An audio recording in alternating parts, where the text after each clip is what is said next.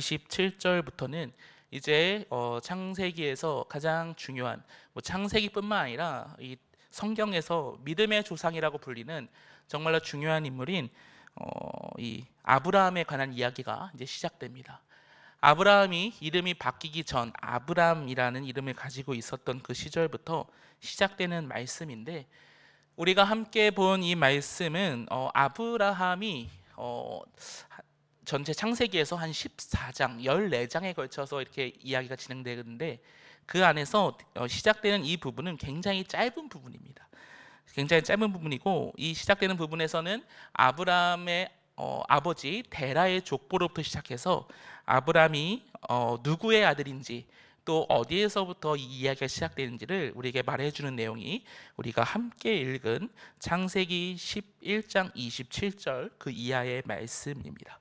오늘 이 성경 말씀, 오늘 이 본문의 말씀을 보면은 한 가지 좀 흥미로운 사실이 적혀 있습니다. 그것은 이 데라의 족보가 쭉 나오면서 31절 말씀 보면은 데라가 그의 모든 가족을 데리고 갈대아 우르, 즉 그 데라의 고향인 갈대아 우르를 떠나 가나안으로 떠났다라는 그 이야기가 31절에 적혀 있습니다. 이 흥미로운 것은 이 데라가 이 고향에서 떠나서 그들이 향한 목적지가 바로 아브람이 후에 하나님께서 그에게 약속의 땅 유업으로 주신 그 가나안 땅이 동일한 목적지로 이 데라가 그 가나안 땅을 향해 동일하게 나가고 있다는 것을 우리가 볼 수 있습니다. 성경에 오늘 우리가 읽은 성경 말씀에 보면은, 즉 아브람이 이 가나안 땅으로 가기 전에 이 데라가 먼저 그 아들을 그리고 그의 자녀들을 그의 가족들을 데리고 가나안 땅으로 갔다라는 말씀이 적혀 있는 것입니다. 데라는 왜 그의 고향인 갈대아 우르를 떠나서 그 땅으로 갔을지 한번 우리가 좀 궁금해 볼 내용입니다. 왜냐하면 이 데라는 우리가 이미 알고 있듯이 여호수아서에서 이 데라에 대한 증언을 보면은 데라는 우상 숭배자였습니다.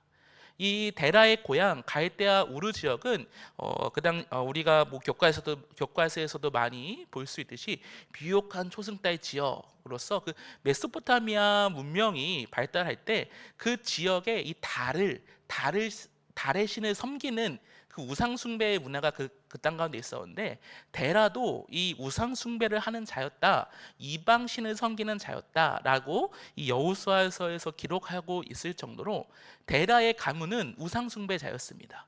이 하나님의 계보에 적혀 있었지만 어쩔 수 없는 우상 숭배의 지역에서 그들이 살았고, 또 이 데라뿐만 아니라 이 데라의 자녀들, 심지어 며느리 사레, 그리고 아브라함이란 이름만 봐도 이들이 가지고 있는 이름이 이 우상 숭배를 하는 그 지역의 문화에서 나온 이름이라는 것을 우리가 알 수 있는데, 이것이 말하는 것은 결국 우상 숭배를 하는 데라가 그가 섬기는 우상의 신이 다스린 땅인 갈대아 우르를 굳이 떠나서 하나님께서 말씀하시는 가나안으로 가려고 했던 그 이유가 무엇인지 우리는 어쩌면 좀 궁금해할 수 있다고 생각합니다.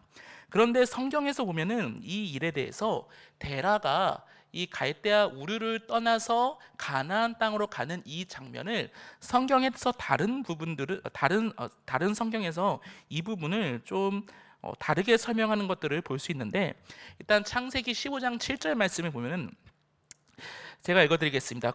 또 그에게 이르시되 나는 이 땅을 내게 주어 소유를 삼게 하려고 너를 갈대아인의 우르에서 이끌어낸 여호와니라 라고 말하고 있습니다.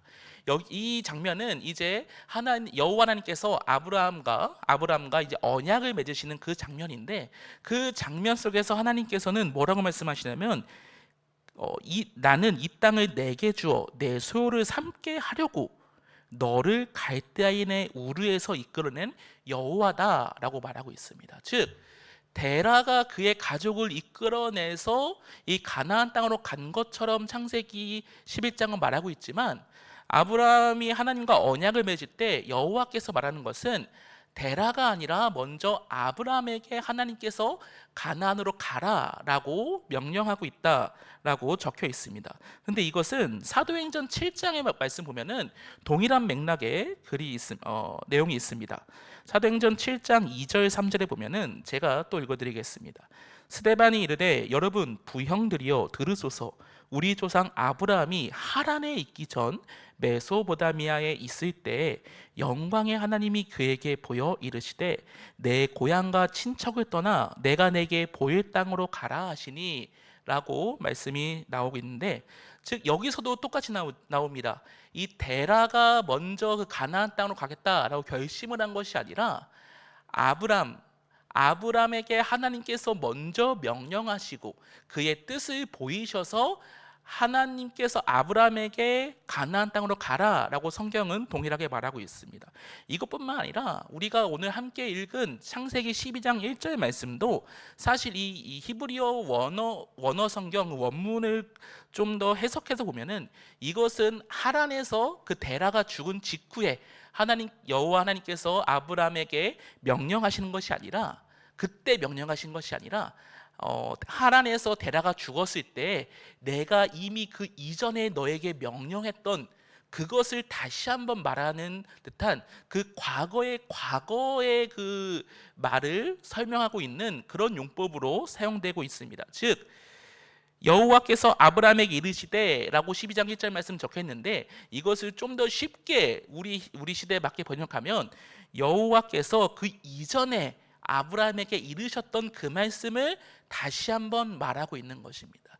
결론적으로 본다면 데라, 그 당시 아브람과 그의 가장이었던 그 데라가 이 갈대아 우르를 떠나서 가나안 땅으로 간 것은 맞지만, 그 계기는 성경의 다른 부분에서 말하는 그 계기는 그의 아들인 아브람에게 하나님께서 임하셔서 하나님의 뜻을 알려주셨고, 즉 아브람의 요청이나 아브람의 권유나 아브람의 그 말로써 데라가 그곳을 떠나게 되었다고 정리할 수 있습니다. 물론 아브람의 그 권유로만 떠났다라고 생각하기는 좀 어려울 수도 있습니다. 왜냐하면 그 당시 우리가 알지 못하는 그 갈대아 우르의 정치적인 상황과 맞물렸을 수도 있습니다. 경제적이거나 종교적 여러 상황과 맞물려 가지고 결국 이 땅을 떠날 수밖에 없는 그 찰나에 하나님께서 아브람을 통해서 그의 가족이 갈대아 우르, 우상을 숭배하던 갈대아 우르를 떠나서 가나안 땅으로 가라라는 명령을 통해서 그 데라라는 그 가장이 그 가족을 이끌고 가나안 땅으로 가고 있는 것인데, 여기까지는 우리가 이해할 수 있습니다. 그런데 31절 말씀 보면은 그 후반절에 보면요, 이렇게 적혀 있습니다. 갈대아인의 우르를 떠나 가나안 땅으로 가고자 하더니 하란에 이르러 거기 거류하였으며 라고 적혀 있습니다. 여기서 말하는 거류하다, 이 데라가 그 하란에 거류하다라는 말은 그곳에 눌러 앉다, 그곳에 앉아버리다, 그곳에 정착하다, 거주하다, 심지어 그 땅과 결혼하다라는 그 의미가 이 거류하다라는 그 단어에 포함되어 있는데, 즉 이 하란에 잠시 들러서 그곳에서 잠시 쉬었다가 가는 그런 개념이 아니라, 이 데라가 가나안 땅으로 가는 그 와중에 하란을 통과하는데, 그 하란에 들어가자마자 갑자기 가나안 땅으로 가려던 그 모든 여정에 마침표를 찍은 겁니다. 가나안 땅으로 가고자 했던 그 뜻이 있었는데 갑자기 그 땅에 거류하면서 아브람을 통해서 이 하나님께서 그 가족을 가나안 땅으로 이끌어 가시는 그 여정에 갑자기 변화가 생긴 것입니다. 데라가 왜 갑자기 이 하란에 거주하게 됐을지 이 신학자들은 여러 가지 의견을 냅니다. 근데 참 흥미로운 것은 이 하란이란 지역은 이 갈대아 우르와 이 정치적이거나 종교적이거나 우상을 숭배하는 그런 것이거나 삶의 여러 가지 환경이 굉장히 유사한 지역이었습니다. 그래가지고 이 땅에 하란에 거주했다라는 말은 어쩌면 이 가나안 땅으로 가고자 했던 데라의 마음속에 오히려 이곳이 더 좋으니까, 이곳이 익숙하니까 그냥 이곳에 정착을 하게 된 그런 상황으로 우리는 좀 이해할 수 있을 것입니다. 성도님들, 우리가 한번 상상해 보았으면 좋겠습니다. 성경에는 정확히 아브라함의 그 심경이 기록되어 있지 않은데 우리가 상상을 한번 해봤으면 좋겠습니다. 아브라함이 하나님의 명령을 받았습니다. 하나님의 뜻을 알게 되었습니다. 하나님의 음성을 듣게 되었습니다. 그래서 하나님의 그 음성을 듣고 그 아버지 데라에게 우리 가정이 이제 이 갈대아 우르를 떠나서 가나안 땅으로 갔으면 좋겠다라는 그 말을 했고, 결국 이 가족들이 그곳으로 떠나게 되는 그 여정이 시작되었습니다. 아브람도, 이 신학자들의 설명은 아브람도 분명히 우상 숭배자였을 것이라고 말합니다. 그 우상 숭배자였던 아브람이 결국 하나님을 만나게 되고, 그 상상할 수 없었고 이해할 수 없었던 그 이주의 여정을 시작하게 되었는데, 그 모든 과정 속에서 갑자기 상황이 변하게 된 겁니다. 아브라함은 하나님을 인격적으로 만났을 것입니다. 아브라함은 하나님의 음성을 들었을 것입니다. 성경은 그렇게 증언하고 있습니다. 아브라함은 하나님의 뜻을 알게 되었기 때문에 그 안에 하나님과 함께 동행하는 그 충만한 성령 충만의 그 은혜 같은 그것이 아브라함에게 분명히 있었을 것입니다. 그런데 갑자기 상황이 변했습니다. 분명히 하나님과 동행하는 그런 여정인 것 같았는데, 분명히 하나님의 뜻을 따라서 가는 그런 여정인 것 같았는데, 분명히 하나님께 순종했더니 이 우상 지역을 떠나서 그 가문이 하나님께서 말씀하신 가나안 땅으로 가는 것 같았는데, 어느 순간 모든 것이 멈춰버렸습니다. 이것이 단순히 한 달, 두 달, 반년, 1년 이렇게 단기간에 잠시 거류하는 일이었어요.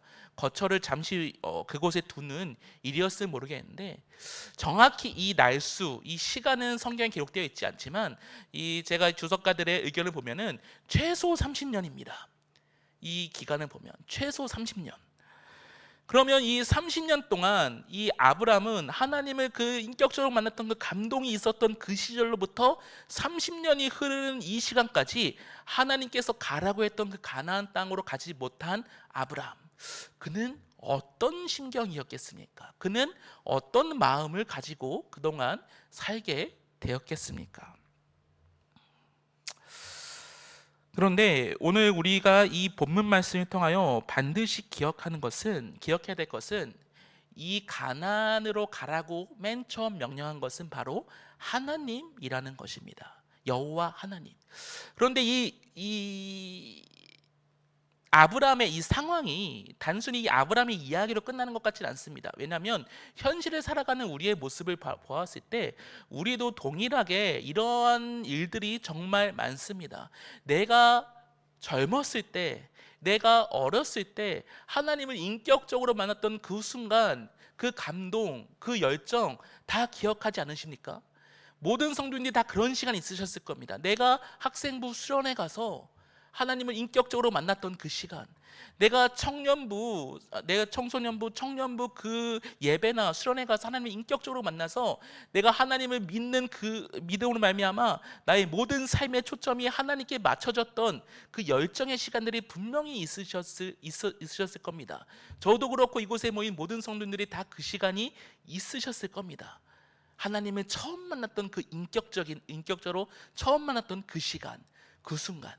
그런데 우리가 삶을 살다 보면은, 우리가 삶이라는 그 인생이라는 시간을 보내다 보면은, 누군가는 대입의 과정 속에서, 누군가는 또 취업의 과정 속에서, 남자들은 군대를 갔다 오면서, 또 누군가는 결혼을 하면서, 내가 어떤 남자, 어떤 여자를 만나서 결혼을 하면서, 또 누군가는 이 가정을 꾸려서 자녀를 낳으면서 이렇게 삶을 이렇게 살다 보니까 어느 순간 내가 하나님을 처음 만났던 그 인격적으로 감동되었던 그 순간, 내가 하나님께 귀한 고백을 했던 그 고백들, 내가 하나님 앞에 헌신했던 그 삶의 수많은 헌신들, 그것들보다 내 삶의 영역들이 더욱더 커지는 그런 순간들이 우리는 분명히 있습니다.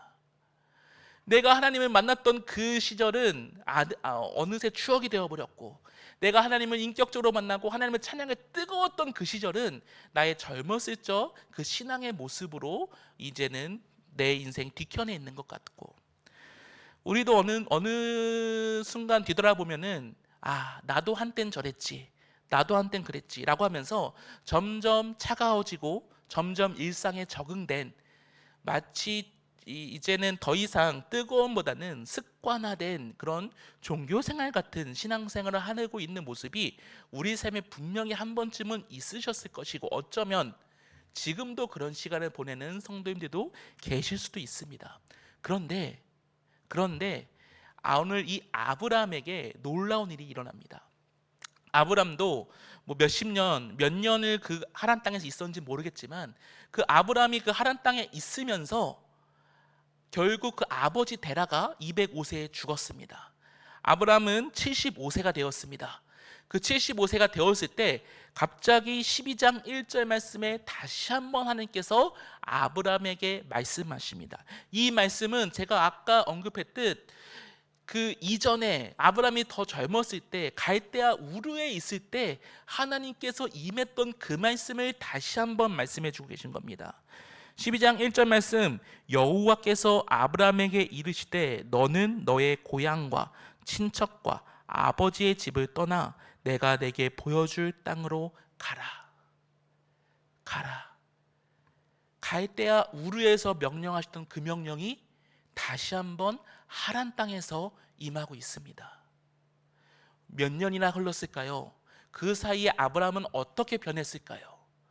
아브라함의 그 시간 동안 아브라함이 어떠한 과정 속에 삶을 살았을지 우리는 상상할 수 없습니다. 다만 그 하란 땅도 동일하게 우상을 숭배하는 그런 지역이었던 것은 확실합니다. 그런데 이 말을 들은, 얼마나 오랜 시간이 지났는지는 우리 모르지만 이 말을 들은 아브라함이 4절 말씀에 이렇게 반응합니다. 제가 읽어드리겠습니다. 이에 아브라함이 여호와의 말씀을 따라갔고 과거에 있었던 그 아브라함에게 있었던 명령이 그 멈춰 있는 것 같던 그 시간 속에 이제는 과거로 치부될 수도 있는 그 수많은 시간을 지나왔지만, 그 수많은 시간 후에 다시 한번 하나님께서 아브라함을 불렀을 때 아브라함은 하나님의 말씀을 따라갔고 라고 표현하고 있습니다. 사랑하는 성도님들, 마치 멈춰버린 것 같은 시간을 보내는 성도님들도 분명히 계실 겁니다.